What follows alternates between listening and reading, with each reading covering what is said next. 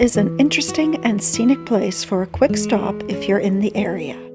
The area is beautiful Prince Edward County near Belleville and Kingston. This is where Sandbanks Provincial Park is, and Presqu'île is also nearby.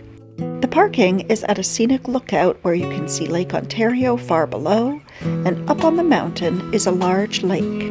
From the parking, it's 40 meters across grass to the fence to see Lake Ontario, or 70 meters across the street to see the lake on the mountain.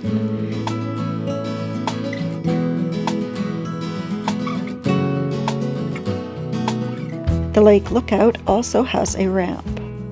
There are no hiking trails, but you could stay for a picnic or go paddling or fishing on the lake.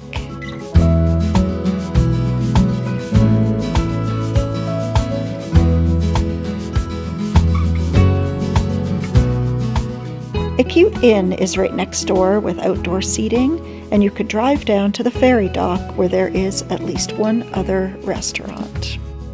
The Glenora car ferry is free and is the way to go if you're heading towards Kingston.